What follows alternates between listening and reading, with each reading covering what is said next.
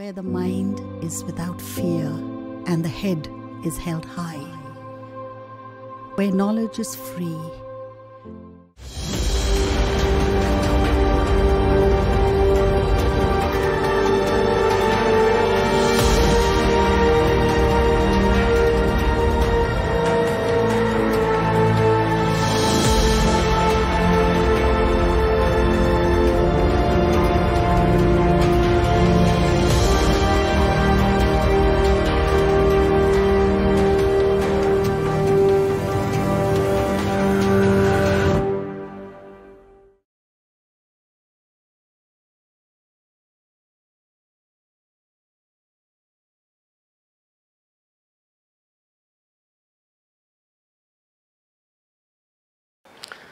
প্রিয় ছাত্রছাত্রী, আবার আমরা একাদশ রসায়নের ক্লাসে ফিরে এলাম। আমরা আগের দিন যেখানে ছেড়েছিলাম তারপর থেকে আজকে শুরু করব। আমি Subrata Sarkar, assistant teacher, HS section, AC institution, Malda. তাহলে আমরা দেখো আগের দিন শেষ করেছিলাম অ্যাভোগাড্রো প্রকল্পের প্রয়োগের প্রথম অনুসিদ্ধান্তটা দিয়ে, যেখানে বলেছিলাম যে নিষ্ক্রিয় গ্যাসগুলো ছাড়া সমস্ত মৌলিক গ্যাসের অণু দ্বিপরমাণুক, এবং তার প্রুফ আমরা আগের দিন দিয়েছিলাম। দ্বিতীয় অ্যাপ্লিকেশন আজকে যেটা আমি বোর্ডে অলরেডি লিখে রেখেছি, দেখো অ্যাভোগাড্রো প্রকল্পের প্রয়োগের ভিত্তিতেই আমরা অনুসিদ্ধান্তগুলোকে প্রুফ করব। এবং আজকের অনুসিদ্ধান্ত হচ্ছে গ্যাসের আণবিক ভর। আণবিক ভরকে আমরা ক্যাপিটাল এম দিয়ে প্রকাশ করি। Capital M stands for molecular weight. আণবিক ভর ওর বাষ্প ঘনত্বের দ্বিগুণ। আমরা বাষ্প ঘনত্বকে ডেনোট করি ক্যাপিটাল ডি দিয়ে। বাষ্প ঘনত্বকে ইংরেজিতে বলে ভেপার ডেনসিটি বা রিলেটিভ ডেনসিটি, আপেক্ষিক ঘনত্ব বা বাষ্প ঘনত্ব। সেই জন্য আমরা ডেনসিটি বোঝাতে ডি কথাটা ব্যবহার করেছি। আমরা এই সম্পর্কে যাওয়ার আগে আমাদের দুটো জিনিস আগে জেনে নিতে হবে। এক হচ্ছে আমরা গ্যাসের ঘনত্ব না নিয়ে বাষ্প ঘনত্ব নিচ্ছি কেন। দ্বিতীয়ত বাষ্প ঘনত্ব বলতে আমরা কি বুঝি সেটা আমরা জানব। তার সাথে সাথে জানব গ্যাসের পরম ঘনত্ব এবং প্রমাণ ঘনত্ব বলতে কি বোঝো। এই জায়গাগুলো আগে আমরা একটু ক্লিয়ার করে নিই। তাহলে প্রথমত হচ্ছে আমরা ঘনত্ব না নিয়ে গ্যাসের ক্ষেত্রে বাষ্প ঘনত্বটা নেই কেন। গ্যাসের ঘনত্বের মানটা খুব কম, সেই জন্য আমরা গ্যাসের ঘনত্বটা কল্পনা বলবো না, গ্যাসের ঘনত্বটাকে আমরা সরাসরি রাসায়নিক গণনার ক্ষেত্রে ব্যবহার করি না। এই ক্ষুদ্র মান নিয়ে হিসাব করতে আমাদের অসুবিধে হয়। কারণ তুমি বলবে গ্যাসের ঘনত্ব কম হয় কেন? তুমি তো একটা গ্যাসের আয়তনকে সীমাহীনভাবে বাড়াতে পারো। তাহলে গ্যাসের আয়তন তুমি যত বাড়াবে তার ঘনত্ব তো তত কমবে। আমি উষ্ণতা এবং চাপ স্থির রেখে আমি তো গ্যাসের আয়তন পরিবর্তন করতে পারবো না। এবার আমি যদি চাপটাকে পরিবর্তন করে দিয়ে গ্যাসের আয়তনটাকে এনলার্জ করি, তাহলে তো তার ঘনত্বটা অনেক কমে যাবে। সেক্ষেত্রে ঘনত্বের মান গ্যাসের ক্ষেত্রে এতটাই কমে যায় যে সেই কম মান নিয়ে বা নগণ্য মান নিয়ে আমাদের গণনা করাটা অসুবিধা হয়ে যায়। সেই জন্য পারমাণবিক গুরুত্ব, আণবিক গুরুত্বের মতো আমরা বাষ্প ঘনত্বের মানটাও একটা তুলনামূলক রাশি দিয়ে প্রকাশ করেছি একই রকমভাবে। ওখানে যেমন পারমাণবিক গুরুত্বের ক্ষেত্রে যেমন বলেছি, কোনো মৌলের একটা পরমাণু একটা হাইড্রোজেন পরমাণুর তুলনায় যত গুণ ভারী। আণবিক গুরুত্বের ক্ষেত্রে বলেছি কোনো পদার্থের একটা অণু একটা হাইড্রোজেন পরমাণুর তুলনায় যত গুণ ভারী, হাইড্রোজেন পরমাণুর ভরের তুলনায় অবশ্যই। আর এখানে কি বলছি, এখানে বাষ্প ঘনত্ব যখন নিচ্ছি তখন আমরা বলছি যে কোনো পদার্থের বা কোনো গ্যাসীয় পদার্থের ভর সম-আয়তন হাইড্রোজেনের ভরের তুলনায় যত গুণ ভারী সেই সংখ্যাটা হচ্ছে তার বাষ্প ঘনত্ব, অবশ্যই একই উষ্ণতা ও চাপে। তাহলে আমরা এক এক করে ডেফিনেশনে যাব। আমরা শুধু বললাম যে আমরা কেন বাষ্প ঘনত্বটা নিয়েছি গ্যাসের, আমরা কেন ঘনত্ব নিইনি। কারণ ঘনত্বের মানটা, গ্যাসের ঘনত্বের ক্ষেত্রে ঘনত্বের মানটা অনেক কম আসে, যার জন্য আমাদের গণনার ক্ষেত্রে একটা অসুবিধা হয়। সেই জন্য আমরা বাষ্প ঘনত্বটা ব্যবহার করে থাকি গ্যাসের ক্ষেত্রে। এবার আমরা জানব যে পরম ঘনত্ব,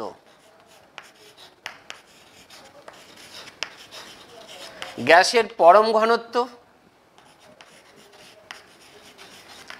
গ্যাসের প্রমাণ ঘনত্ব,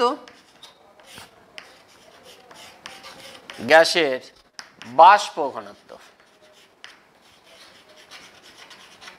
এই তিনটে জিনিস সম্পর্কে আগে একটা ক্লিয়ার ধারণা আমরা তৈরি করে নিই। পরম ঘনত্বটা কি? পরম ঘনত্ব হচ্ছে নির্দিষ্ট উষ্ণতা ও চাপে, এই উষ্ণতা ও চাপ তুমি তোমার খুশি মতো ঠিক করো, কোনো অসুবিধা নেই, কিন্তু উষ্ণতা এবং চাপকে স্থির রাখতে হবে। তাহলে একটা স্থির উষ্ণতা ও চাপে 1 লিটার যে কোনো গ্যাসের গ্রামে প্রকাশিত ভরকে আমরা বলি তার পরম ঘনত্ব। তোমরা তো ফিজিক্সে বা ফিজিক্যাল সায়েন্সে পড়েছো, ঘনত্ব কি? একক আয়তনের ভর। পদার্থের একক আয়তনের ভরকে আমরা বলি ঘনত্ব। ঘনত্ব মানে ভর বাই আয়তন।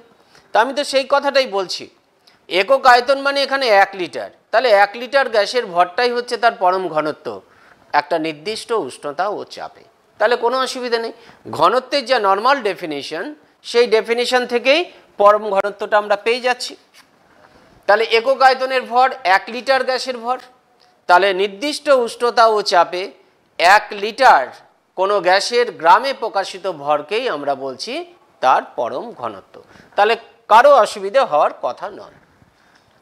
তাহলে তুমি এবার বলবে প্রমাণ ঘনত্বটা কি? ঠিকই তো, কিছুই না, প্রমাণ অবস্থায় ঘনত্ব নাও। প্রমাণ অবস্থা মানে কি? এসটিপি। এসটিপি মানে কি? 0 ডিগ্রি সেলসিয়াস 1 atm চাপ। তাহলে এসটিপিতে 1 লিটার পরিমাণ কোনো গ্যাসের গ্রামে প্রকাশিত ভরকে আমরা বলবো তার প্রমাণ ঘনত্ব। তাহলে পরম ঘনত্ব আর প্রমাণ ঘনত্বের ডেফিনেশনে কোনো পার্থক্য নেই, ভর বাই আয়তন দুটোই একই। 1 লিটার গ্যাসের ভর, দুই ক্ষেত্রেই 1 লিটার গ্যাসের ভরই বলছি, একটা যে কোনো উষ্ণতা ও চাপে আর একটা কিন্তু এসটিপিতে। এইটা শুধু মনে রাখতে হবে। প্রমাণ অবস্থায় 1 লিটার কোনো গ্যাসের ভরকে বলবো তার প্রমাণ ঘনত্ব, যে কোনো নির্দিষ্ট উষ্ণতা ও চাপে 1 লিটার কোনো গ্যাসের গ্রামে প্রকাশিত ভরকে বলবো পরম ঘনত্ব। তাহলে অসুবিধে নেই, দুটো একই রকম। এবার আসছে আমাদের টার্গেট বিষয়টা, গ্যাসের বাষ্প ঘনত্ব। তাহলে কি বাষ্প ঘনত্ব হচ্ছে? তাহলে তুমি 1 লিটার আবার যে কোনো গ্যাসের ভর নিয়ে নিতে পারো। আমি আগের দুটো যখন 1 লিটার নিলাম, এটাও তুমি নিতে পারবে 1 লিটার যে কোনো গ্যাসের ভর। 1 লিটার হাইড্রোজেনের ভরের তুলনায় যত গুণ ভারী হবে একটা নির্দিষ্ট উষ্ণতা ও চাপে, সেই তুলনামূলক সংখ্যাটাই হবে তার বাষ্প ঘনত্ব। তুমি যদি বলো আমি 1 লিটার নিব না, আমি ভি লিটার নিব, নাও ভি লিটার। ভি লিটার মানে তুমি ভি লিটারকে তুমি 2 litre, 5 litre, 10 litre, 15 litre, 20 litre, what ever it maybe, যে কোনো কিছু তুমি নিতে পারো। তুমি 50 লিটার নিলে বা নাও, কোনো অসুবিধা নেই। 50 লিটার গ্যাসটা নাও, 50 লিটার তাহলে হাইড্রোজেনও নিতে হবে একই উষ্ণতা ও চাপে। তুমি গ্যাসটার আয়তন যত নেবে হাইড্রোজেনের আয়তনও তত নিতে হবে। এবার দুটোরই ভর মেপে নাও, গ্যাসের ভর কত, সম আয়তন হাইড্রোজেনের ভর কত। এবার দেখো গ্যাসটা ওই সম আয়তন হাইড্রোজেনের তুলনায় কত গুণ ভারী। যত গুণ ভারী হবে সেই সংখ্যাটাই হচ্ছে তার বাষ্প ঘনত্ব। তাহলে আমরা বলবো নির্দিষ্ট উষ্ণতা ও চাপে যে কোনো গ্যাসের ভর সম আয়তন হাইড্রোজেন অপেক্ষা যত গুণ ভারী সেই সংখ্যাটাই হচ্ছে তার বাষ্প ঘনত্ব, সেই তুলনামূলক সংখ্যাটাই হচ্ছে তার বাষ্প ঘনত্ব। এবার অনেকে বলে স্যার কত লিটার নেব? তুমি যত খুশি নাও, যেটা খুশি তুমি নাও। তুমি 1 litre 2 litre 5 litre 10 litre 15 litre 20 litre 25 litre 100 litre 1000 litre কোনো প্রবলেম নেই। যত লিটার গ্যাসটা নেবে তত লিটার হাইড্রোজেন নাও। দুজনেরই ভর তুলা যন্ত্রে বার করে নাও, নিয়ে দেখো যে হাইড্রোজেনের ভরের তুলনায় গ্যাসের ভরটা কত গুণ ভারী। যত গুণ ভারী হবে সেই তুলনামূলক সংখ্যাটাই হবে তার বাষ্প ঘনত্ব। তাহলে অসুবিধা নেই আর কিছু। এটা নতুন জিনিস ছিল, আমরা জানলাম। নতুন বলবো না, কারণ ক্লাস 10-এও কিছু কিছু বইয়ে কিন্তু এই রিলেশনটাও কিন্তু প্রুভ করা ছিল, যদিও এটা মাধ্যমিকে দেওয়া হয় না, কিন্তু রিলেশনটা কিন্তু ওখানে আছে। তাহলে আমরা 3টে ডেফিনিশন আগে জানলাম। আমরা এই প্রুফে যাব গ্যাসের আণবিক ভর বাষ্প ঘনত্বের দ্বিগুণ। আমরা অ্যাভোগাড্রো প্রকল্পকে কাজে লাগিয়ে এটা এই অনুসিদ্ধান্তটা প্রমাণ করব। কিন্তু তার আগে আমরা একটা কাজ করব, আমরা গ্যাসের প্রমাণ ঘনত্ব এবং বাষ্প ঘনত্বের মধ্যে একটা সম্পর্ক রিলেট করার চেষ্টা করব। দেখি গ্যাসের প্রমাণ ঘনত্ব এবং বাষ্প ঘনত্বের মধ্যে সম্পর্কটা কি। এই যে রিলেশন আমরা বার করতে যাচ্ছি সবটাই কিন্তু বাষ্প ঘনত্বের ডেফিনিশন থেকে আসবে। আমি যে এই অনুসিদ্ধান্তটা প্রুভ করব এটাও কিন্তু বাষ্প ঘনত্বের ডেফিনিশন থেকে আসবে সবগুলো। দেখো আমি বাষ্প ঘনত্বের ডেফিনিশন কিভাবে লিখছি। বাষ্প ঘনত্ব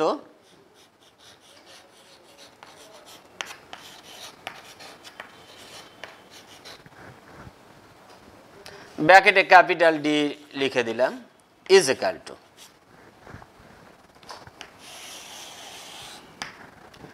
ভি আয়তন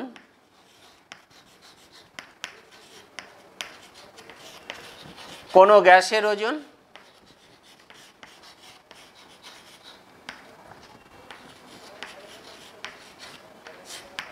বাই যতটা আয়তন গ্যাস নিয়েছো তত আয়তন হাইড্রোজেন গ্যাসের ওজন বা ভর, যেটা খুশি তুমি লিখতে পারো। আমি ওজন লিখে দিয়েছি যখন, তখন আর কাটাকাটি করছি না, কারণ আমরা বলেছি রসায়নে ওজন এবং ভর আমরা একই অর্থে ব্যবহার করছি।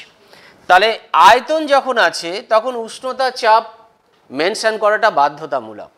তাহলে ব্র্যাকেটে আমাকে উষ্ণতা চাপ বলতে হবে। এটা কোন অবস্থায়? আমি বাষ্প ঘনত্বের সাথে প্রমাণ ঘনত্বের সম্পর্ক দেখাতে চাইছি। প্রমাণ ঘনত্ব মানে তাহলে প্রমাণ অবস্থায় গ্যাসের যে ঘনত্ব সেটা, তাহলে আমাকে কিন্তু এটা কনসিডার করতে হবে প্রমাণ অবস্থায়। তাহলে আমি ব্র্যাকেটে লিখে দেব এসটিপিতে। এসটিপিতে কথাটা আমাকে বলতে হবে।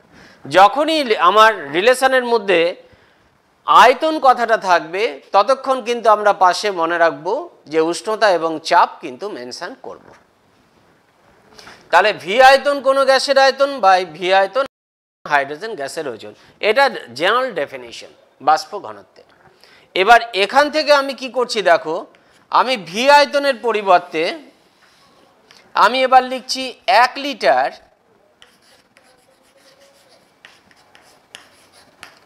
কোনো গ্যাসের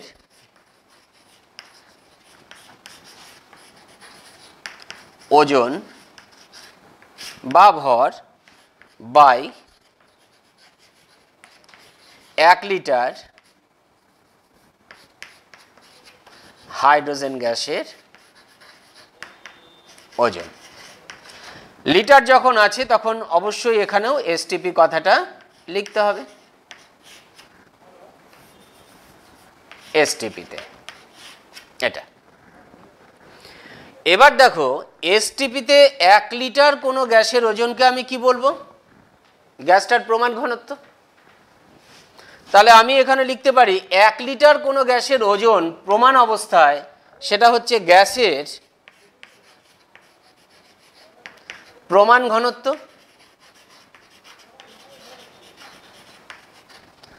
আর 1 লিটার হাইড্রোজেন গ্যাসের ওজন এসটিপিতে, তাহলে এটা হাইড্রোজেন গ্যাসের প্রমাণ ঘনত্ব। এটা আর এসটিপির ব্যাপার নেই। তাহলে এবার কি করব দেখো, এটা capital D is equal to এটা, capital D is equal to এটা। তাহলে আমি কি হচ্ছে, আচ্ছা এখানে গ্যাসের কথাটা এখানে লিখে দিই, গ্যাসের, তাহলে গ্যাসের, আচ্ছা এখানেও লিখে দিই, গ্যাসের বাষ্প ঘনত্ব ব্র্যাকেটে ডি ইজ ইকাল টু এটা, বা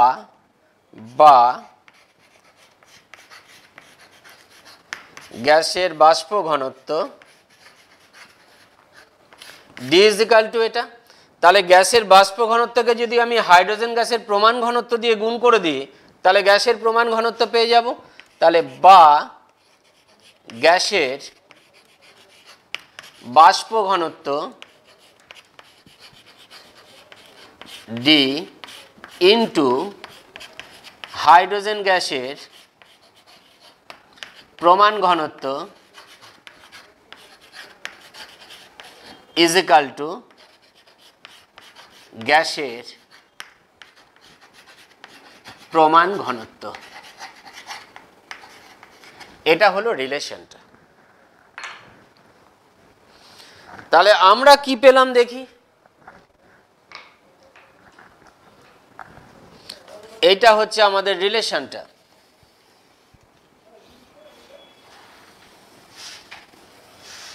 এটা হলো রিলেশনটা।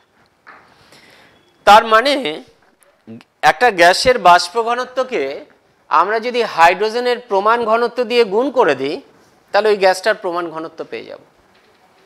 তার মানে আলটিমেটলি যেটা দাঁড়ালো, যে কোনো গ্যাসের প্রমাণ ঘনত্ব ইজ ইকাল টু গ্যাসটার বাষ্প ঘনত্ব ইন্টু হাইড্রোজেনের প্রমাণ ঘনত্ব। যে কোনো গ্যাসের বাষ্প ঘনত্বকে যদি হাইড্রোজেনের প্রমাণ ঘনত্ব দিয়ে গুণ করে দিই, তাহলে ওই গ্যাসটার প্রমাণ ঘনত্ব বেরিয়ে যাবে। তাহলে এই সম্পর্কটা তোমাকে মনে রাখতে হবে। এটা এমসিকিউ এর একটা প্রশ্ন হতে পারে, এই রিলেশনটা। তা অঙ্কের ক্ষেত্রে এটা কাজে লাগতে পারে। অঙ্কের ক্ষেত্রে হয়তো এরকম কোনো তথ্য থাকলো, এবার তোমাকে হয়তো গ্যাসটার প্রমাণ ঘনত্ব বার করতে বলেছে, তাহলে তখন প্রমাণ ঘনত্ব বার করতে গেলে গ্যাসটার বাষ্প ঘনত্ব তোমাকে বার করতে হবে, করে হাইড্রোজেনের প্রমাণ ঘনত্ব দিয়ে যদি গুণ করে দাও, তাহলে গ্যাসটার প্রমাণ ঘনত্ব পেয়ে যাবে। হ্যাঁ, এই তাহলে হয়ে গেল আমাদের রিলেশনটা। তার মানে গ্যাসের বাষ্প ঘনত্বের সাথে গ্যাসের প্রমাণ ঘনত্বের সম্পর্ক আমরা বার করলাম। গ্যাসের প্রমাণ ঘনত্ব ইজ ইকাল টু গ্যাসের বাষ্প ঘনত্ব ইন্টু হাইড্রোজেনের প্রমাণ ঘনত্ব। মিটিয়ে দিলাম এটা। আচ্ছা, এটা এই লাইনটা লাগবে আমার, থাক ওটা।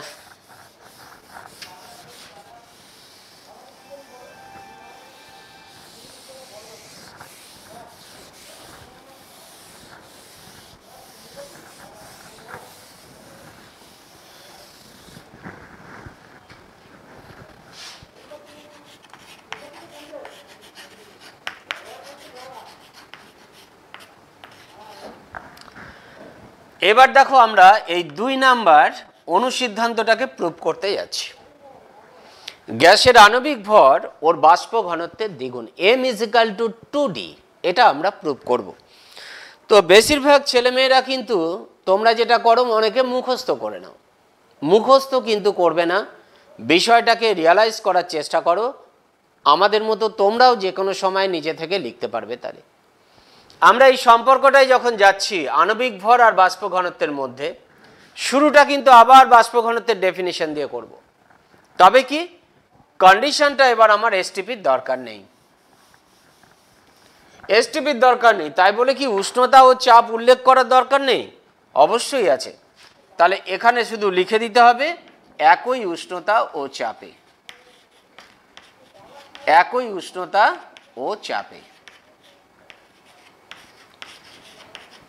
তার মানে এসটিপিটা one of the particular condition, ওটাও একই উষ্ণতা চাপের মধ্যে পড়ে। তুমি যদি মনে করো যে আমি এসটিপিতে করবো, করো, কোনো সমস্যা নেই, ওটাও তো ওয়ান অফ দ্য কন্ডিশন। আমরা বলেছি যে কোনো উষ্ণতা চাপ তুমি ফিক্সড করতে পারো। একই উষ্ণতা ও চাপ বলছি কেন? এখানে দুটো গ্যাসের আয়তন তোমাকে নিতে হচ্ছে। তোমার টার্গেট গ্যাসের আয়তন আছে, হাইড্রোজেন গ্যাসের আয়তন আছে। কাজে আয়তনটা যখন মেজার করবে, এই দুটো আয়তনই একই উষ্ণতা ও চাপে মেজার করতে হবে। এবার উষ্ণতা চাপ তুমি তোমার মতো করে সেটেল করো, নো প্রবলেম। সেটা এসটিপি হতে পারে, সেটা এনটিপি হতে পারে, কোনো প্রবলেম নেই, যেটা খুশি তুমি ইউজ করো। তাহলে গ্যাসের বাষ্প ঘনত্বের এটা ডেফিনিশন। এই ডেফিনেশনটা লেখার পর এবার আমি কি করছি দেখো, এটা অ্যাভোগাড্রো প্রকল্পের প্রয়োগের মধ্যে পড়ছে। তাহলে এই প্রকল্পটাকে এখানে প্রয়োগ করতে হবে। প্রকল্পটা কিভাবে প্রয়োগ করব? প্রকল্পটা কি বলেছিল? বলেছে একই উষ্ণতা ও চাপে সম আয়তন সকল গ্যাসে সমান সংখ্যক অণু থাকবে। খেয়াল করো, আয়তন যদি একই হয় গ্যাসের, যে কোনো গ্যাসের আয়তন যদি একই হয়, তার মধ্যে অণুর সংখ্যা একই থাকবে। তুমি 10 সিসি হাইড্রোজেন নাও, তুমি 10 সিসি অক্সিজেন নাও, তুমি 10 সিসি ক্লোরিন নাও, তুমি 10 সিসি অ্যামোনিয়া নাও, তুমি 10 সিসি কার্বন ডাইঅক্সাইড নাও, প্রত্যেকের মধ্যে একই সংখ্যক অণু আছে। আয়তন একই, অণুর সংখ্যা একই, তবে অবশ্যই আয়তনটা একই উষ্ণতা ও চাপে সেটা কিন্তু নিতে হবে। এটা খেয়াল রাখতে হবে যে একই উষ্ণতা ও চাপে সমস্ত গ্যাসের আয়তন কিন্তু তোমাকে নিতে হবে। তাই যদি হয় তাহলে আমি অ্যাভোগাড্রো প্রকল্পটা এখানে প্রয়োগ করছি। অ্যাভোগাড্রো প্রকল্পটা আমরা একটা কালার চক দিয়ে লিখছি। ধরি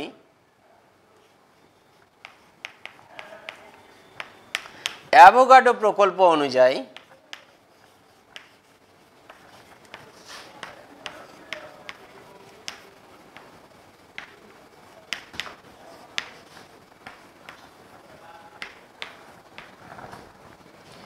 ভি আয়তন সকল গ্যাসে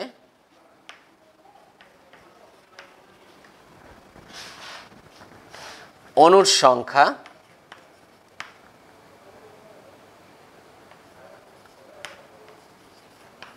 সমান এন, ব্র্যাকেটে একই উষ্ণতা ও চাপে। কারণ এখানে আয়তন কথাটা আছে, একই, এখানে লেখার মধ্যে ঢুকিয়ে দিলেই ভালো হতো যে একই উষ্ণতা ও চাপে ভি আয়তন সকল গ্যাসে অণুর সংখ্যা সমান এন। এখানে লিখে দিই, যখন লেখা হয়নি, একই উষ্ণতা ও চাপে, এটা এটা আমরা ধরলাম। তাহলে অ্যাভোগাড্রো প্রকল্পটা এখানে প্রয়োগ করে দিলাম। প্রকল্পটা কিভাবে প্রয়োগ করলাম, যে কোনো গ্যাসের আমি যদি ভি আয়তন নিই, তাহলে তার মধ্যে অণুর সংখ্যা সবার একই থাকবে, এবং সেই সংখ্যাটা আমি ধরে নিলাম এখানে ছোট হাতের এন। তাই যদি হয় তাহলে এবার আমি লিখতে পারি, গ্যাসের বাষ্প ঘনত্ব বারবার না লিখে শুধু ডি লিখবো এবার। তাহলে ডি ইজ ইকাল টু আমি কি লিখতে পারি, ডি ইজ ইকাল টু আমি লিখতে পারি, দেখো ভি আয়তন গ্যাসে তাহলে আমার কতগুলো অণু থাকবে, এন সংখ্যক অণু থাকবে। তাহলে আমি এখানে লিখবো এন সংখ্যক গ্যাসের অণুর ওজন বা ভর বাই এন সংখ্যক হাইড্রোজেন অণুর ওজন। অ্যাভোগাড্রো প্রকল্পটাকে তাহলে প্রয়োগ করলাম এখানে। অ্যাভোগাড্রো প্রকল্প আয়তন একই আছে, অণুর সংখ্যা একই থাকবে। তাহলে এবার কিন্তু আর পাশে উষ্ণতা চাপ মেনশন করতে হবে না, কারণ আয়তন ব্যাপারটা নেই, অণুর সংখ্যায় চলে এসেছি। আয়তন থেকে আমরা অণুর সংখ্যায় ঢুকে গেছি অ্যাভোগাড্রো প্রকল্পটাকে প্রয়োগ করে। তাহলে এবার আমি এখানে লিখতে পারি, দেখো এইটার মানে এন ইন্টু গ্যাসের একটি অণুর ওজন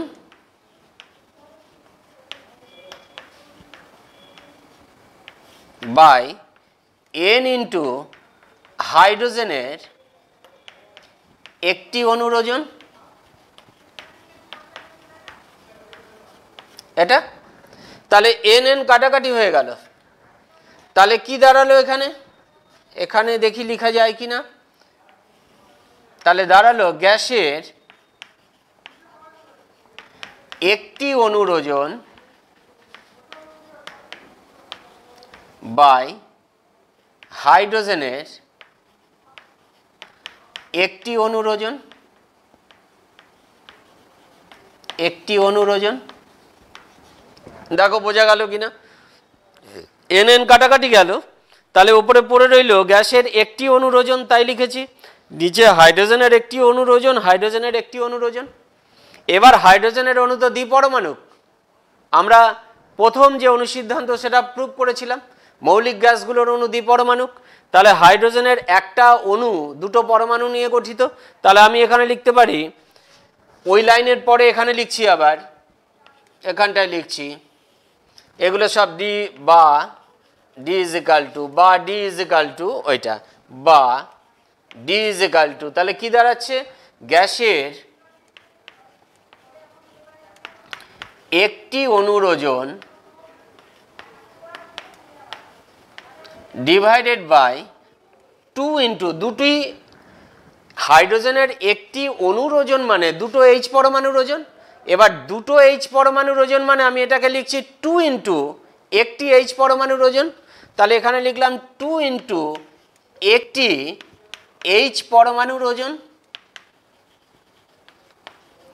আমার বোর্ডে জায়গা কম বলে আমি এই লাইনটাকে একটু জাম্প করলাম, আমি এখানে দেখাতাম দুটি হাইড্রোজেন পরমাণুর ওজন, পরের লাইনে লিখতাম দুটি হাইড্রোজেন পরমাণুর ওজন মানে 2 ইন্টু হাইড্রোজেনের একটি পরমাণুর ওজন, সেটা একবারে লিখে দিলাম। আশা করি তোমরা এটা বুঝতে পারবে, অসুবিধা হবে না।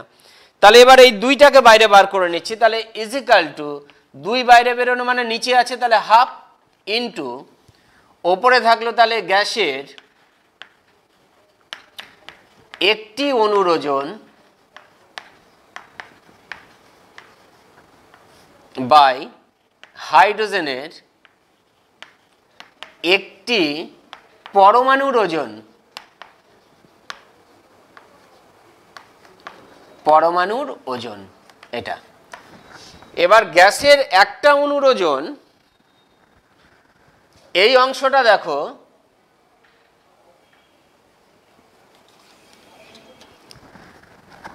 যে কোনো পদার্থের একটা অণুর ওজন একটা হাইড্রোজেন পরমাণুর ওজনের তুলনায় যত গুণ ভারী, সেটা তো পদার্থটার আণবিক গুরুত্ব।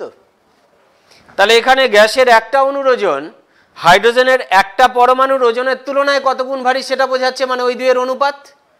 তার মানে এটা হয়ে গেল গ্যাসটার আণবিক গুরুত্ব। তাহলে আমি লিখতে পারি কি, এবার আমি যদি ওপরে লিখি, একটু জায়গা তো নেই, ডি ইজ ইকাল টু, তাহলে কি হলো, ডি ইজ ইকাল টু, তাহলে 1/2 ইন্টু আণবিক গুরুত্ব। আণবিক গুরুত্ব, আমরা যদি আণবিক গুরুত্বকে এম দিয়ে প্রকাশ করি, তাহলে D is equal to half into M, বা M is equal to 2D। এটা প্রুফ হয়ে গেল, অর্থাৎ গ্যাসের আণবিক গুরুত্ব ওর বাষ্প ঘনত্বের দ্বিগুণ, যেটা এখানে দেওয়া আছে, M is equal to 2D। তাহলে এরকম বুঝে বুঝে করতে হবে, তাহলে ভুল হওয়ার কোনো রাস্তাই থাকবে না। আমরা মুখস্থ করি, মুখস্থ করলে কি হবে, 2 লাইন লেখার পর ভুলে গেলে তুমি আর পড়তে পারবে না, মেলাতে পারবে না, কিচ্ছু নেই, শুধু ভাববে আমি প্রথম লাইনে ডেফিনিশনটা লিখব। যেখানেই বাষ্প ঘনত্ব থাকবে, বাষ্প ঘনত্বের ডেফিনিশনটা দিয়ে শুরু হয়। এবার ওই ডেফিনিশনটা লেখার পরে অ্যাভোগাড্রো প্রকল্পটাকে প্রয়োগ করলাম। অ্যাভোগাড্রো প্রকল্প প্রয়োগ করলেই আমার আয়তন থেকে আমি অণুর সংখ্যায় ঢুকে গেলাম।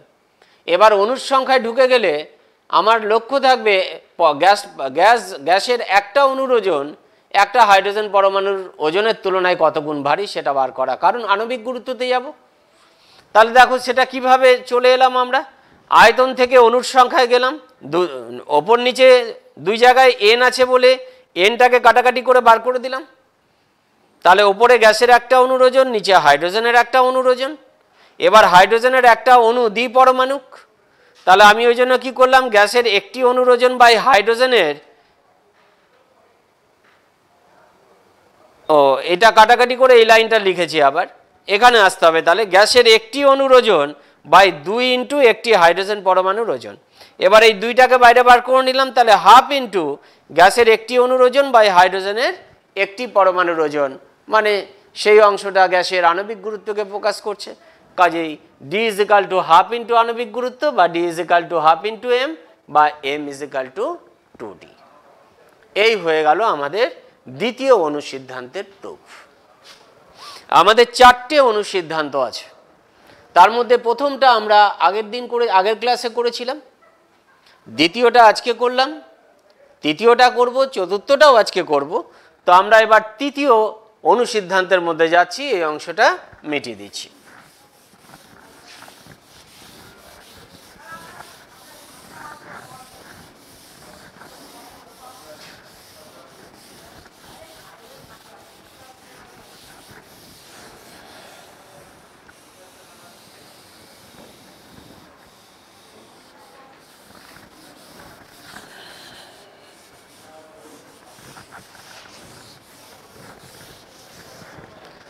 তাহলে 3 নম্বর প্রয়োগটা দেখো। 3 নম্বর প্রয়োগ হচ্ছে, 3 নম্বর অনুসিদ্ধান্ত হচ্ছে 3, 1 গ্রাম অণু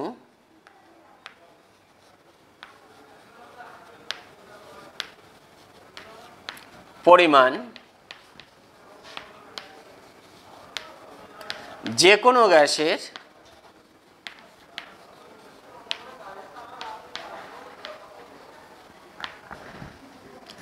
এসটিপিতে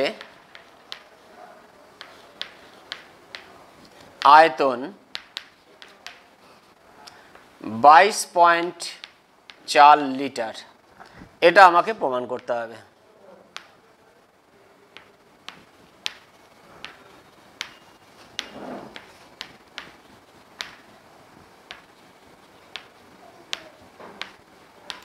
এটা প্রমাণ করতে হবে, ভেরি ভেরি ইম্পর্টেন্ট। তবে এখন কি হায়ার সেকেন্ডারিতে বা 11-এ এখন এই প্রশ্নগুলো খুব কম দিচ্ছে, যেহেতু এগুলো মাধ্যমিকেই এক্সটেন্ডেড প্রবলেম হিসাবে দিয়ে দেওয়া হচ্ছে। ন্যাচারালি 11-এ কিন্তু এগুলো কম দিচ্ছে তুলনামূলকভাবে। তো যাই হোক, আমরা কীভাবে প্রুভ করব সেটা দেখে নিই। এটাও যে আমরা প্রুভ করব যে 1 গ্রাম অণু পরিমাণ যে কোনো গ্যাসের এসটিপিতে আয়তন 22.4 লিটার, এটাও কিন্তু বাষ্প ঘনত্বের ডেফিনেশন থেকে আসবে। আমরা প্রথম লাইনটা মিটিয়ে দিলাম ডেফিনেশনের, ওটা রাখলেই দেখছি এখন ভালো হতো। তো আমরা আরেকবার লিখে নিচ্ছি, গ্যাসের বাষ্প ঘনত্ব ব্র্যাকেটে D is equal to V আয়তন কোনো গ্যাসের, এবার ভর লিখে দিলাম, বাই ভি আয়তন হাইড্রোজেন গ্যাসের ভর। ব্র্যাকেটে কি লিখব? ব্র্যাকেটে লিখব, যেহেতু এসটিপি বলাই আছে তাহলে আমাদের এসটিপিতেই নিতে হবে। এসটিপিতে এটা খেয়াল রাখবে যে আমার লেখার মধ্যে যদি আয়তন থাকে তাহলে অবশ্যই কিন্তু উষ্ণতা ও চাপটাকে মেনশন করতে হবে, এটা খেয়াল করতে হবে। তাহলে ভি আয়তন কোনো গ্যাসের ভর বাই ভি আয়তন হাইড্রোজেন গ্যাসের ভর, এটা বাই ডেফিনিশন আমরা লিখলাম। এবার এখান থেকে আমি এটাকে চেঞ্জ করছি, দেখো এখানে ভি আয়তনের পরিবর্তে আমি 1 লিটার আয়তনে চলে যাচ্ছি। আমি যে কোনো আয়তনে যেতে পারি, আমি তো ভি বলেছি ইন জেনারেল ফরম্যাটে। ভিটা তুমি তোমার খুশি মতো সিলেক্ট করো, কোনো অসুবিধা নেই, যা খুশি নাও। আমি 1 লিটার নিচ্ছি, তাহলে আমি এখানে লিখছি এসটিপি, এখানে লিখে দিলাম একবারে, এসটিপিতে 1 লিটার কোনো গ্যাসের ভর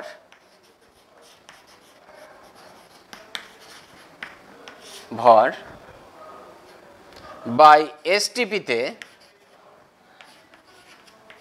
1 লিটার হাইড্রোজেন গ্যাসের ভর। ঠিক আছে, তাহলে আর বাইরে এসটিপি লিখলাম না, এসটিপিটা এখানে ঢুকিয়ে দিয়েছি। আয়তন যেহেতু আছে লিটার কথাটা ব্যবহার করেছি। তাহলে এখান থেকে এবার কি লিখব, এখানে বা ডি ইজ ইকাল টু লিখে দিই, বা ডি ইজ ইকাল টু, বা ডি ইজ ইকাল টু। এবার দেখো এসটিপিতে 1 লিটার হাইড্রোজেন গ্যাসের ভর আমরা জানি কত, অর্থাৎ হাইড্রোজেনের এটা কিন্তু প্রমাণ ঘনত্বকে বোঝাচ্ছে, এটা হাইড্রোজেনের প্রমাণ ঘনত্বকে বোঝাচ্ছে। এসটিপিতে 1 লিটার হাইড্রোজেন গ্যাসের ভরটা আমাদের জানা, কত তোমাকে বলছি আমি। তাহলে এখানে লিখব এসটিপিতে 1 লিটার কোনো গ্যাসের ভর বাই এসটিপিতে 1 লিটার হাইড্রোজেন গ্যাসের ভর হচ্ছে 0.089 এত গ্রাম। তাহলে 1 লিটার হাইড্রোজেন গ্যাসের ভর হচ্ছে এটা। এখন তুমি বলতে পারো স্যার এই ফিগারটা যদি আমি ভুলে যাই যে 0.089 আমি ভুলে গেছি পরীক্ষা হলে, আমি কি করব? তাহলে তো এই প্রুফটা আর করতে পারবো না। ঠিকই, ওটা ছাড়া তুমি প্রুফ করতে পারবে না। তাহলে এটা মনে রাখবো কি করে? দেখো এসটিপিতে আমরা জানি যে 1 গ্রাম অণু পরিমাণ যে কোনো গ্যাসের আয়তন 22.4 লিটার, তুমি জানো। এটা এখানে যদিও প্রুফ করব, আমরা এটা ক্লাস 10 থেকে পেয়েছি, কিন্তু সেই প্রুফটাই এখানে করছি। যদিও 1 গ্রাম অণু যে কোনো গ্যাসের আয়তন 22.4 লিটার, এখানে তো বলেছে 1 গ্রাম অণু পরিমাণ যে কোনো গ্যাসের এসটিপিতে আয়তন 22.4 লিটার। তাহলে হাইড্রোজেনের 1 গ্রাম অণু মানে, হাইড্রোজেনের একটা অণু মানে H2, তাহলে 1 গ্রাম অণু হাইড্রোজেন মানে কত? 2 গ্রাম। 2 গ্রামের এসটিপিতে আয়তন কত? 22.4 লিটার। তাহলে তুমি এখানে ব্যাক ক্যালকুলেট করে বার করে নিতে পারো, যদি ভুলে যাও যে 22.4 লিটার হাইড্রোজেন গ্যাসের ভর 2 গ্রাম। তাহলে 1 লিটার হাইড্রোজেন গ্যাসের প্রমাণ অবস্থায় ভর কত? 2/22.4 এত গ্রাম। এই মানটা দেখবে ওটাই বেরিয়ে আসছে 0.089। তুমি ক্যালকুলেট করে দেখবে, তাই বেরিয়ে আসবে। তাই তুমি ব্যাক ক্যালকুলেট করে বার করে নেবে যদি এটা মুখস্থ না থাকে। আর মনে রাখতে পারলে ভালো যে হাইড্রোজেনের প্রমাণ ঘনত্ব 0.089 গ্রাম পার লিটার, এটা খেয়াল রাখতে হবে তোমাকে। তাহলে এটা হয়ে গেল। এবার আমি যদি বজ্র গুণন করি তাহলে আমি লিখতে পারি অতএব এসটিপিতে 1 লিটার কোনো গ্যাসের ভর সমান ডি ইন্টু 0.089 এত গ্রাম।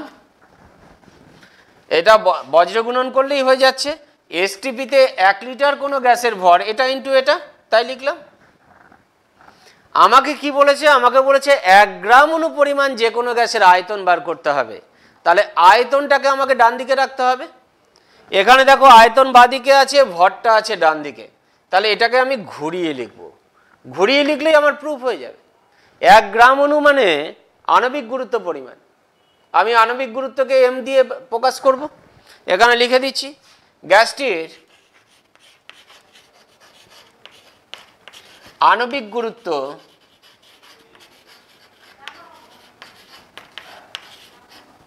ক্যাপিটাল এম হলে 1 গ্রাম অণু গ্যাস সমান এম গ্রাম। তার মানে তোমার লক্ষ্য হচ্ছে গ্যাসটার আণবিক গুরুত্ব যদি এম হয় তাহলে 1 গ্রাম অণু গ্যাস মানে এম গ্রাম। তাহলে এম গ্রামের এসটিপিতে আয়তন বার করতে হবে এবং সেটা দেখাতে হবে 22.4 লিটার। তাহলেই বোঝা যাবে যে হ্যাঁ 1 গ্রাম অণু যে কোনো গ্যাসের আয়তন 22.4 লিটার।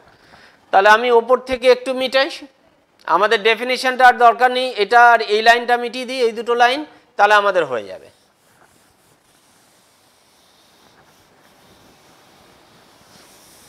এই দুটো লাইন মিটালে আশা করি হয়ে যাবে।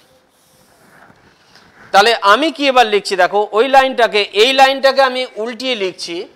তাহলে ডি ইন্টু 0.089 গ্রাম গ্যাসটির এসটিপিতে আয়তন সমান কত? আয়তন আছে 1 লিটার। তাহলে আয়তন সমান 1 লিটার। ভালো কথা। তাহলে 1 গ্রাম অণু, গ্যাসটির 1 গ্রাম অণু মানে কত? M gram. তাহলে আমি লিখব অতএব এম গ্রাম গ্যাসটির এসটিপিতে আয়তন কত? তাহলে 1 into M by D into 0.089 এত লিটার। এবার আমরা তো একটু আগেই প্রমাণ করেছি, এই লাইনটা মিটিয়ে দিলাম, আমরা একটু আগেই প্রমাণ করেছি m is equal to 2d, তাহলে আমি m এর জায়গায় এখানে 2d লিখি, তাহলে is equal to 1 into 2 into D by D into 0.089 এত লিটার, ডিডি কেটে গেল, তাহলে এইটা দেখবে 2 বাই 0.089, এটা মানে 22.4, তুমি করে দেখে নেবে, আমরা 1 ডেসিমালে নিয়েছি, তাহলে এটা ইজ ইকাল টু 22.4 লিটার।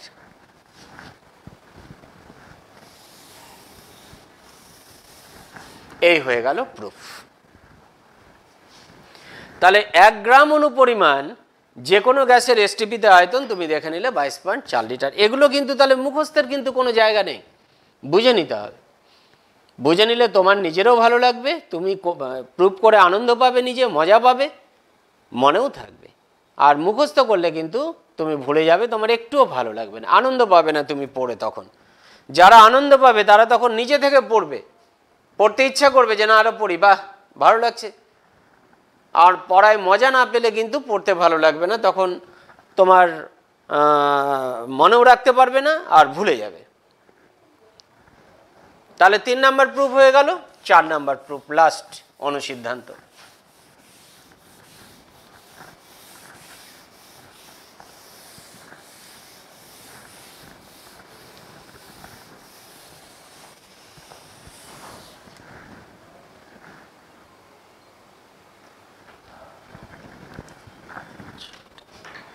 চার নাম্বার,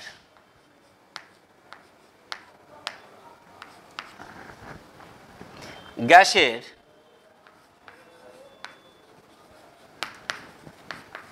উপাদানগুলির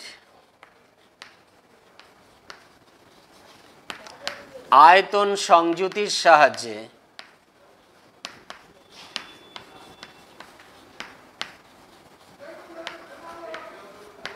গ্যাসের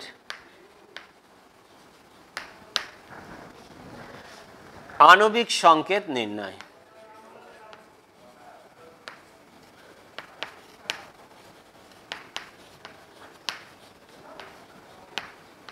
এটা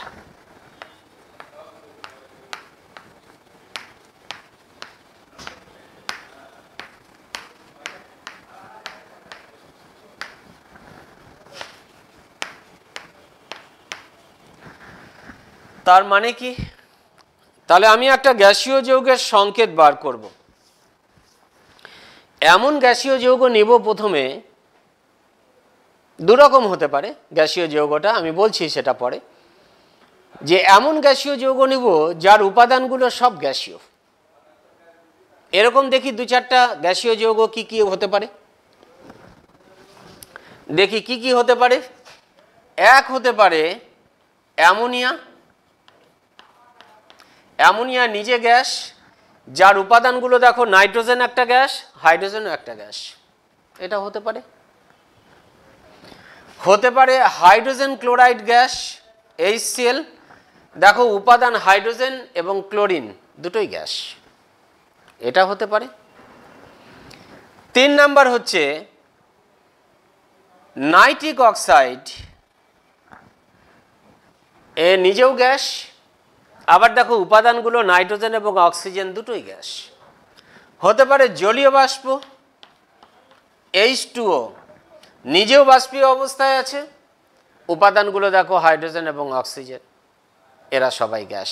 তাহলে এই জাতীয় যে যৌগগুলো আছে, এই জাতীয় যে যৌগগুলো আছে তাদের ক্ষেত্রে আমরা তাদের উপাদানগুলোর আয়তন সংযুতিকে কাজে লাগিয়ে আমরা যৌগটার আণবিক সংকেত বার করতে পারি।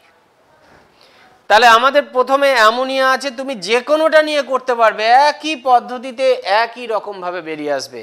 আমরা শুধু একটা নিচ্ছি। আমার প্রথমে অ্যামোনিয়া আছে, এখানে যদিও আমি সংকেত লিখে দিলাম, সংকেতটা লেখা উচিত নয়, কারণ আমি তো এই সংকেতটা বার করতে চাইছি। আমি সংক্ষেপে লেখা যাবে বলে আমি ওইভাবে সংকেতটা ব্যবহার করেছিলাম। সংকেত ব্যবহার করতে পারবো না, কারণ সংকেতটাই আমাকে বার করতে হবে। তাহলে আমাকে বানান করেই লিখতে হবে, কিছু করার নেই। অ্যামোনিয়া হতে পারে, হাইড্রোজেন ক্লোরাইড হতে পারে,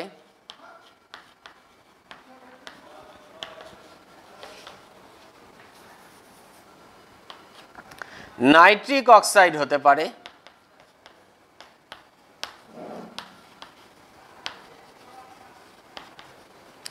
জলীয় বাষ্প হতে পারে, এটসেট্রা এটসেট্রা, এগুলো হতে পারে। তাহলে আমি অ্যামোনিয়ার সংকেত বার করতে চাইছি। তাহলে আমি কি করব? আমাকে জানতে হবে অ্যামোনিয়ার মধ্যে উপাদান মৌল কে কে আছে। আমাকে পরীক্ষা করে দেখতে হবে যে অ্যামোনিয়ার মধ্যে উপাদান মৌল কে কে আছে এবং সেই উপাদান মৌলগুলো কি আয়তন অনুপাতে যুক্ত হয়ে যৌগ গঠন করেছে। তাহলে এটা পরীক্ষা করে দেখে নিতে হবে। তাহলে আমরা লিখব, এবার দেখো, বাস্তব পরীক্ষায়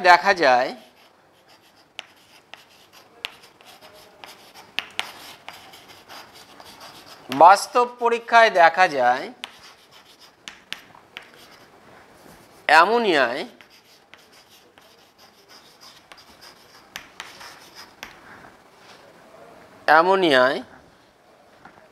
নাইট্রোজেন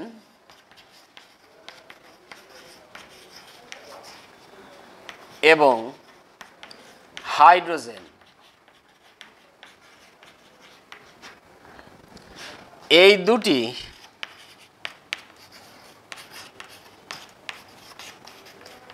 উপাদান মৌল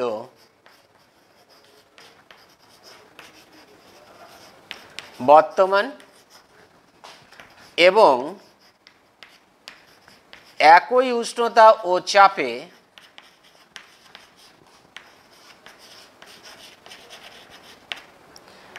এক আয়তন নাইট্রোজেন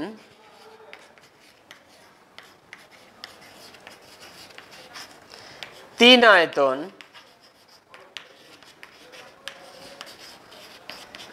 হাইড্রোজেনের সঙ্গে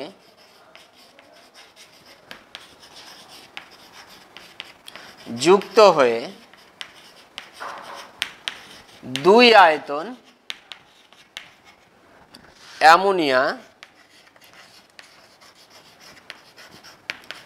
উৎপন্ন করে।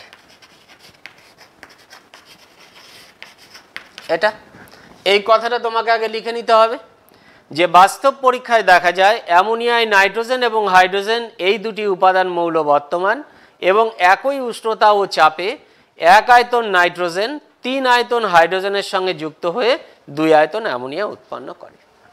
এটা তুমি জানো, এই বিক্রিয়াটা তোমাদের ওয়েল নান। কেন না তুমি জানো N2 + 3H2 = 2NH3।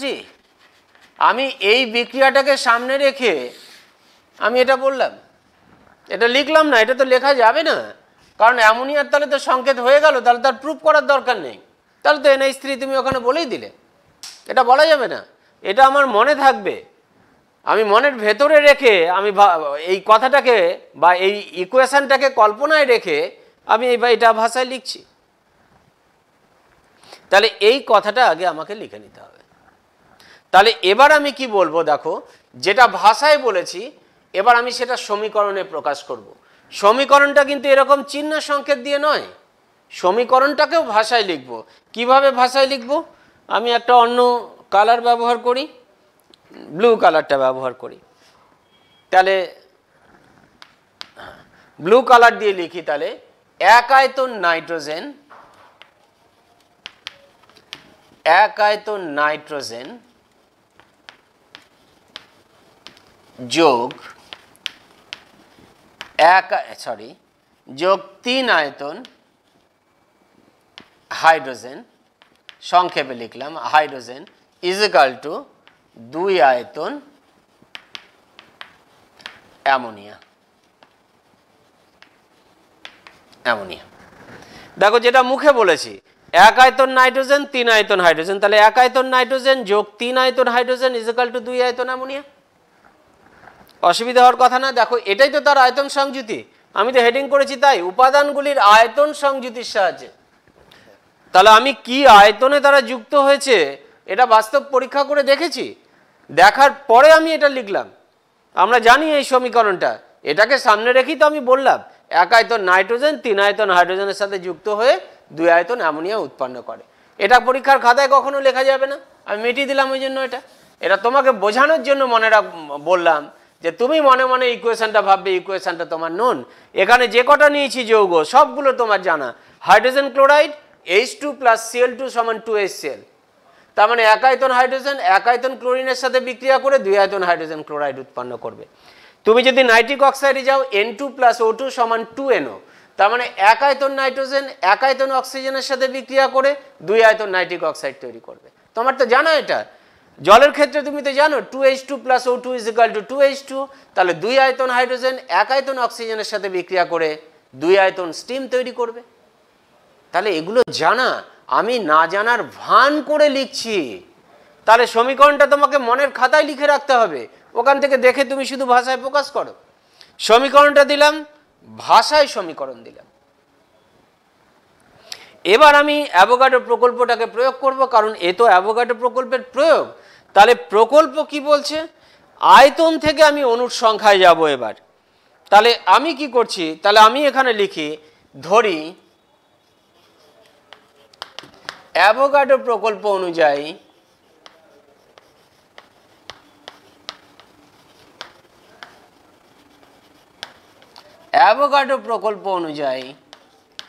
একই উষ্ণতা ও চাপে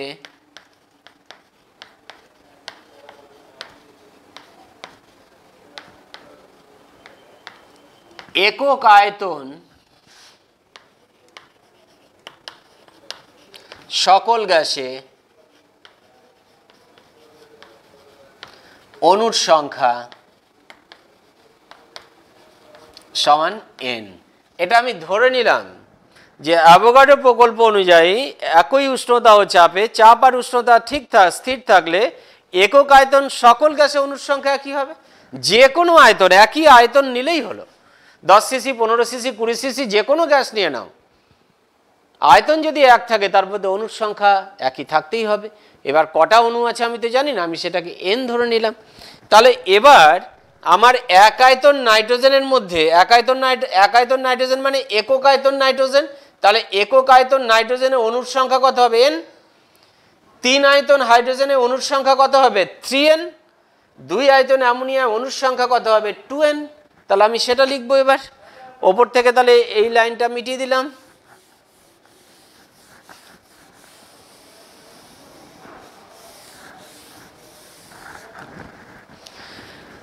তাহলে এবার কি লিখছি দেখো, তাহলে এবার 1 আয়তনে লিখছি n অণু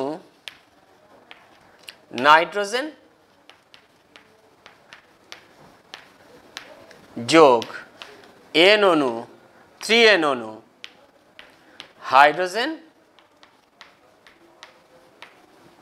ইকুয়াল টু 2n অণু ammonia.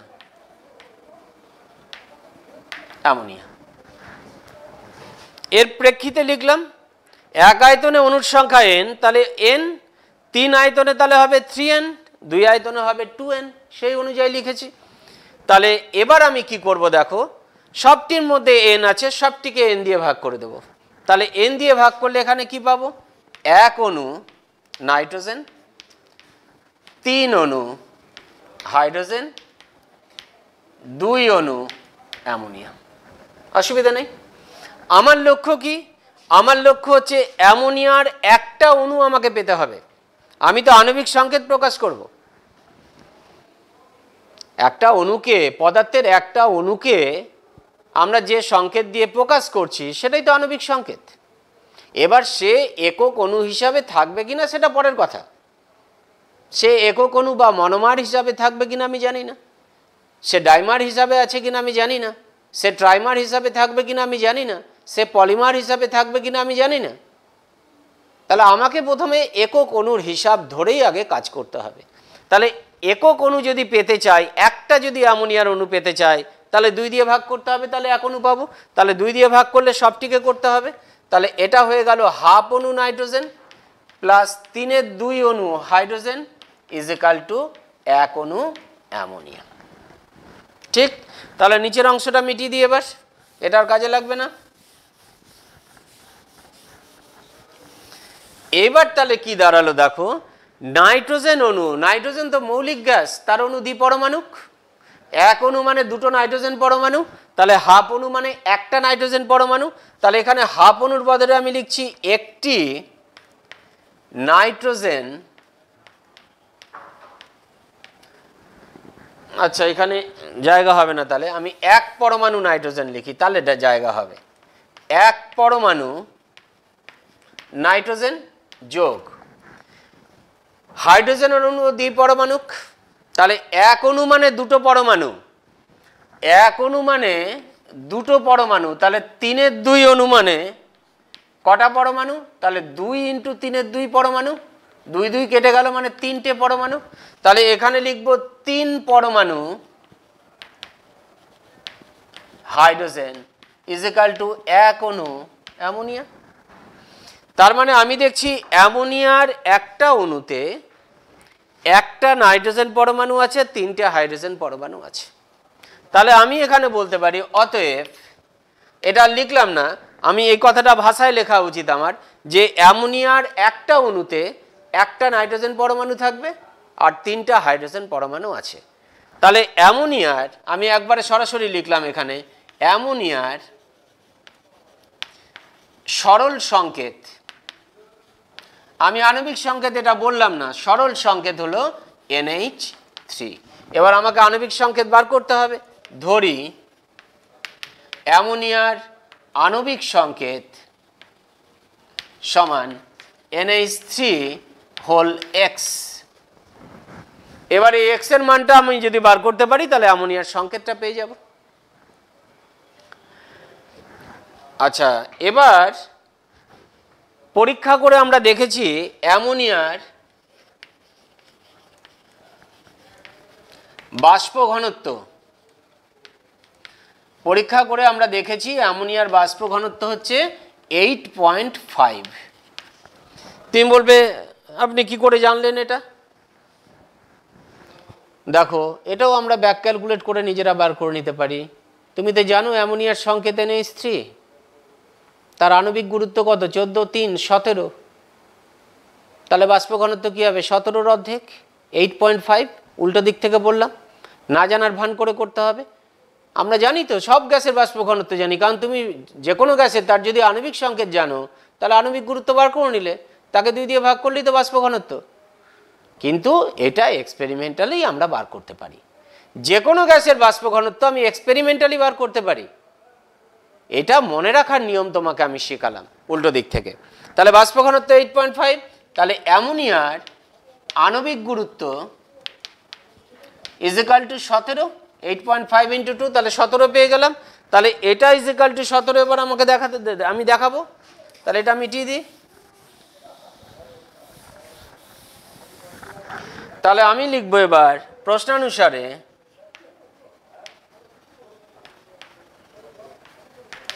NH3 whole X is equal to 17, বা 14 plus 1 × 3 into X is equal to 17, বা 14 প্লাস 3 তার মানে 17X ইজ ইকাল টু 17, বা X ইজ ইকাল টু 1। অতএব অ্যামোনিয়ার সংকেত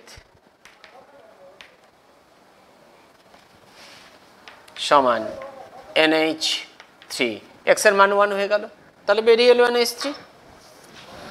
এইভাবে তুমি হাইড্রোজেন ক্লোরাইড বার করতে পারবে, এইভাবে তুমি নাইট্রিক অক্সাইড বার করতে পারবে, এইভাবে তুমি জলীয় বাষ্পের সংকেত বার করতে পারবে, যে কোনো যৌগের তুমি বার করতে পারবে, কোনো অসুবিধা নেই। তাহলে আমরা যে এখানে গ্যাসীয় যৌগগুলো নিয়েছি, প্রত্যেকের দুটো উপাদান, মৌলিক উপাদান দুটোই কিন্তু গ্যাসীয়। একটা কথা মনে রাখবে, যেটাকে আমি হাইলাইটেড করছি, যেটা বহু ছেলেমেয়ে আমরা খাতা দেখি যখন তখন, বা আগে যখন খাতা দেখতাম, এখনও আমরা স্কুলের পরীক্ষা যখন নিই, যখন খাতা দেখি তখন দেখি কিন্তু এটা বেশ কয়েকজন ছেলে কিন্তু ভুল করবেই, ছেলে মেয়ে। কীরকম? যেমন ধরো nitrous oxide, nitrous oxide, nitrous oxide,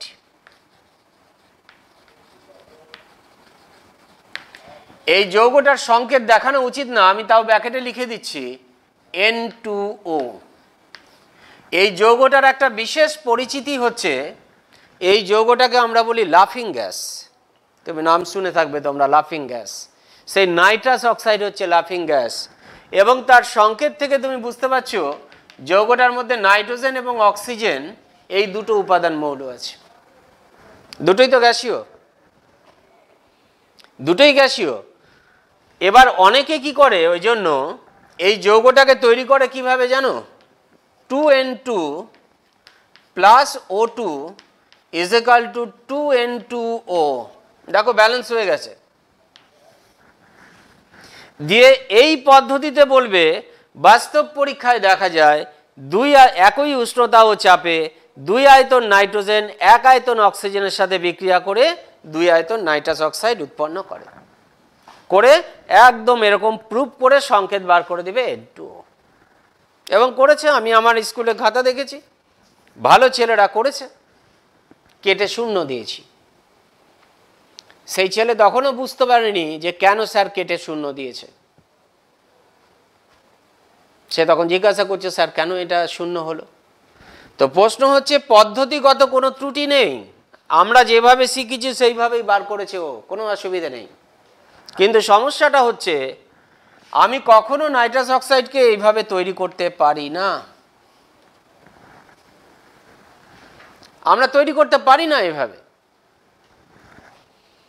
আমরা অ্যামোনিয়াম নাইট্রেটকে উত্তপ্ত করে নাইট্রাস অক্সাইড তৈরি করি।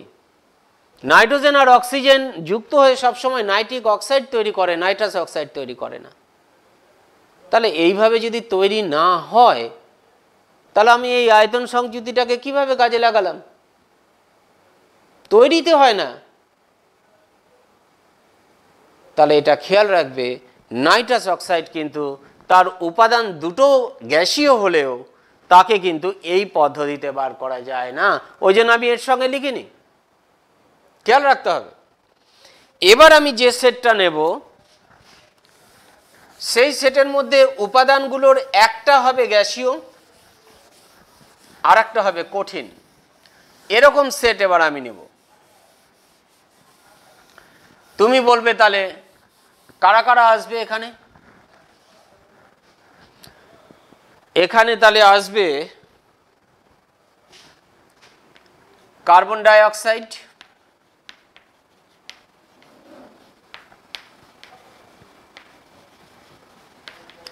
এখানে আসবে sulphur die oxide,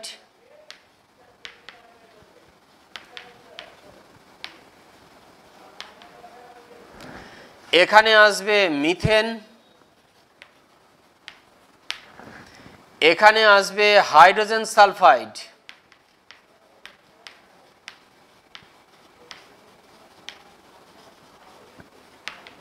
and etcetera. এদের প্রত্যেকের দেখো মৌলিক উপাদান একটা কঠিন একটা গ্যাসীয়। কার্বন ডাই অক্সাইডে কার্বন আর অক্সিজেন আছে, carbon solid oxygen gas. Sulphur ডাই অক্সাইডে সালফার আর অক্সিজেন আছে, সালফার সলিড অক্সিজেন গ্যাস। মিথেনে কার্বন আর হাইড্রোজেন আছে, carbon solid hydrogen gas. Hydrogen সালফাইডে হাইড্রোজেন এবং সালফার আছে, হাইড্রোজেন গ্যাস এবং সালফার কঠিন। তাহলে এই যৌগগুলোর প্রত্যেকটাতে তুমি লক্ষ্য করে দেখো একটা করে কঠিন একটা করে গ্যাস আছে। তাহলে এদের ক্ষেত্রে আমি যে টেকনিকে গ্যাসীয় যৌগগুলোর আণবিক সংকেত বার করব, নাইট্রাস অক্সাইডকে কিন্তু তার মধ্যে ঢুকিয়ে নিতে হবে। এই পদ্ধতিতেই কিন্তু বেরোবে নাইট্রাস অক্সাইড। এটাকে কিন্তু আলাদা করে মার্ক করলাম, very very important, nitrous oxide. উপাদান মৌল দুটোই গ্যাসীয় হওয়া সত্ত্বেও এই পদ্ধতিতে কিন্তু বেরোবে, মনে রাখতে হবে। তাহলে এই পদ্ধতি আমি তোমাকে আগে দেখাই।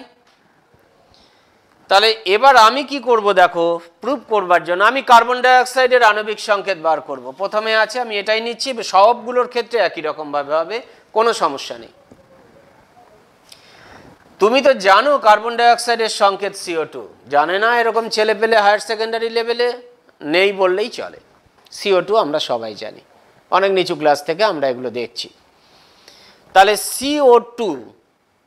CO2-র মধ্যে একটা C আছে আর দুটো অক্সিজেন পরমাণু বা এক অণু অক্সিজেন আছে। এক অণু অক্সিজেন মানে এক আয়তন অক্সিজেনকে মিন করে। তাহলে CO2 এক আয়তন, CO2 বলতে এক আয়তন CO2 কে বোঝায়। আর CO2-র মধ্যে O2 আছে, দেখো আবার একটাই O2 এক আয়তনকে মিন করে। তাহলে আমি কি বলছি দেখো, বাস্তব পরীক্ষায় দেখা যায়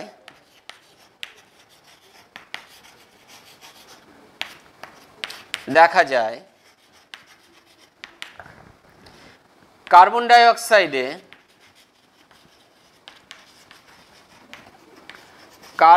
অক্সাইডে কার্বন এবং অক্সিজেন এই দুটি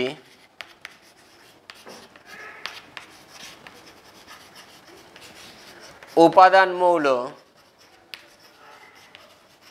বর্তমান এবং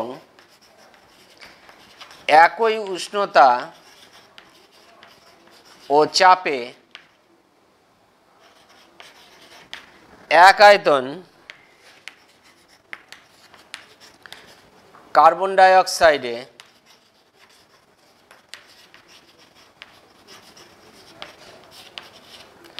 এক আয়তন অক্সিজেন আছে। এটা আমরা সবাই জানি, নিজের থেকে তুমি লিখতে পারবে যে কার্বন ডাই অক্সাইডে কার্বন এবং অক্সিজেন এই দুটো উপাদান মৌল বর্তমান এবং একই উষ্ণতা ও চাপে এক আয়তন কার্বন ডাই অক্সাইডে এক আয়তন অক্সিজেন আছে। তোমাকে তো শিখিয়ে দিলাম, কার্বন ডাই অক্সাইড যদি CO2 হয়, তাহলে CO2 মানে তো এক আয়তন কার্বন ডাই অক্সাইডকে বোঝাচ্ছে। CO2 মানে এক আয়তন, এর মধ্যে আছে তো O2 মানে তো এক আয়তন, তার মানে এটাও এক আয়তন, তার মধ্যে যে অক্সিজেন আছে এটাও এক আয়তন আছে, সেটাই লিখেছি। এক আয়তন কার্বন ডাই অক্সাইডে এক আয়তন অক্সিজেন আছে। তাহলে আমি এখানে বলতে পারি ভাষায় এক আয়তন কার্বন ডাই অক্সাইডে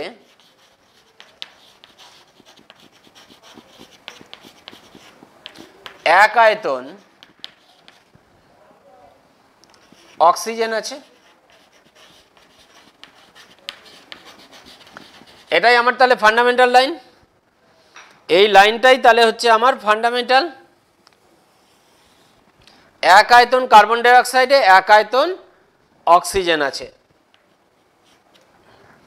এবার অ্যাভোগাড্রো প্রকল্প প্রয়োগ করব। ধরি অ্যাভোগাড্রো প্রকল্প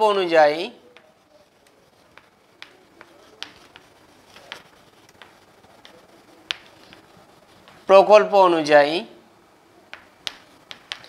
একই উষ্ণতা ও চাপে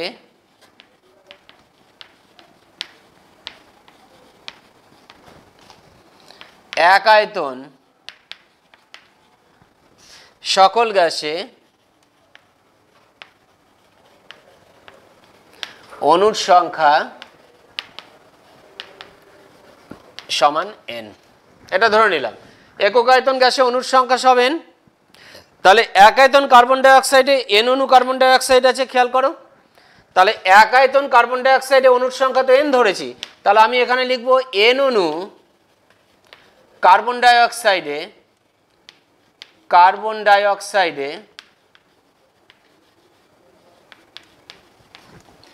n অণু অক্সিজেন আছে।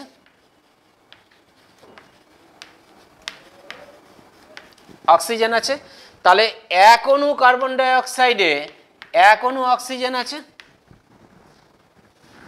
এন দিয়ে ভাগ করে দিলাম, তাহলে এক অণু কার্বন ডাই অক্সাইডে এক অণু অক্সিজেন আছে।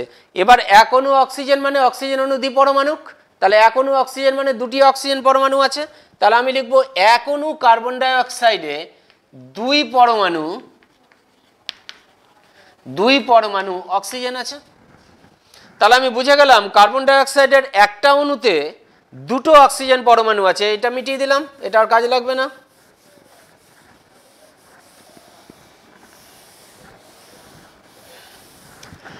তাহলে এখান থেকে দেখো এক অণু কার্বন ডাই অক্সাইডের দুই পরমাণু অক্সিজেন আছে, তাহলে আমি এবার লিখতে পারবো অতএব কার্বন ডাই অক্সাইডের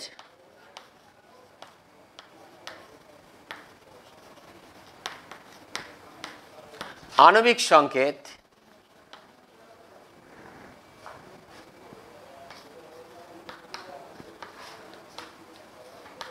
সমান CxO2। অক্সিজেন কটা আছে কার্বন ডাই অক্সাইড, এক অণু কার্বন ডাই অক্সাইডে দুই পরমাণু অক্সিজেন আছে, একটা কার্বন ডাই অক্সাইডের অণুতে দুটো অক্সিজেন পরমাণু আছে, দুটো অক্সিজেন পরমাণু লিখে দিয়েছি, কিন্তু কার্বন কটা আছে আমি জানি না, তাহলে আমি ধরলাম CX, এক সংখ্যক কার্বন আছে, এক্স এর মানটা বার করতে পারলেই আমাদের হয়ে যাবে।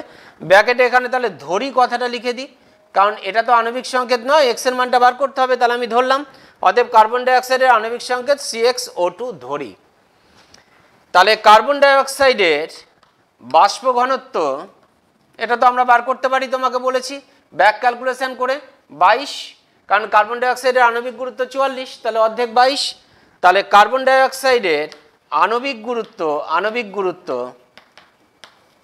সমান 44 পেয়ে গেলাম, এটা মিটিয়ে দিই। তাহলে কি হলো, আণবিক গুরুত্ব 44, তাহলে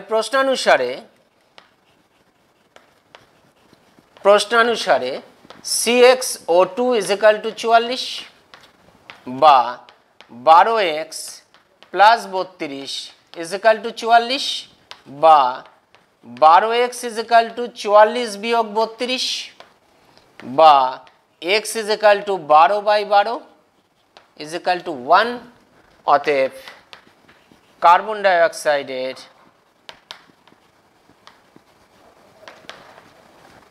আণবিক সংকেত x এর মান যেহেতু আমরা 1 পেলাম, তাহলে CO2, আমরা তো জানি এটা সবার, আণবিক সংকেত বেরিয়ে গেল CO2। এরকম ভাবে এই কনসেপ্টে তুমি সালফার ডাই অক্সাইড বার করতে পারবে, মিথেন পারবে, হাইড্রোজেন সালফাইড পারবে, ঠিক আছে। লাস্ট হচ্ছে নাইট্রাস অক্সাইডটা আমি শুধু তোমাকে বুঝিয়ে দেব ভার্বালি, তুমি এটা নিজে করবে। তাহলে এটা কি করে করবে দেখো, তোমাকে শুধু বলে দিই, সংকেত তো আমরা জানি N2O, এটা মিটিয়ে দিয়ে এবার এগুলো আর দরকার নেই, এগুলো দরকার নেই, তুমি শুধু বুঝে নাও এখান থেকে যে N2O এটা হচ্ছে নাইট্রাস অক্সাইডের আণবিক সংকেত, আমরা জানি এটা, এটা আমি বার করতে চাইছি। N2O মানে এক আয়তনকে বোঝায়, এক আয়তন নাইট্রাস অক্সাইড। এর মধ্যে কি আছে, যদি নাইট্রোজেন নাও তাহলে N2 আছে, মানে এক আয়তন। যদি O নাও তাহলে, যদি O নাও, O মানে কি হবে, O ইকুইভ্যালেন্ট টু হাফ অণু হাইড্রোজেন, হাফ O2 মানে একটা O। তাহলে তুমি যদি নাইট্রোজেনের রেসপেক্টে করো তাহলে বলবে এক আয়তন নাইট্রাস অক্সাইডে এক আয়তন নাইট্রোজেন আছে, তাহলে বাকি একই রকম। তুমি যদি অক্সিজেন নাও তাহলে বলবে এক আয়তন নাইট্রাস অক্সাইডে হাফ আয়তন অক্সিজেন আছে, এই ধরাটাই হচ্ছে আসল। তো এটা যেহেতু ভগ্নাংশ আসছে ধরবে না, এটা এর রেসপেক্টে করবে। তাহলে তোমার মূল কথাটা হচ্ছে এক আয়তন নাইট্রাস অক্সাইডে এক আয়তন নাইট্রোজেন আছে, ব্যাস। এইটা যদি তুমি কনসিডার করো, তাহলে তোমার সংকেত এই পদ্ধতিতে বেরিয়ে আসবে, কোনো অসুবিধা নেই। তুমি বাড়িতে চেষ্টা করবে, যদি অসুবিধা হয় তোমাদের নিজ নিজ স্কুলে যারা টিচার আছেন তাদের সাহায্য নেবে, তারা নিশ্চয়ই তোমাদের সাহায্য করবেন, কাজে অসুবিধা হওয়ার কোনো কথা হবে না আর কি। তো ঠিক আছে, আজকে আমরা এখানেই শেষ করছি, পরবর্তী ক্লাসে আবার এটাকে কন্টিনিউ করব। আজকের মতো আমরা এখানেই শেষ করছি, ধন্যবাদ।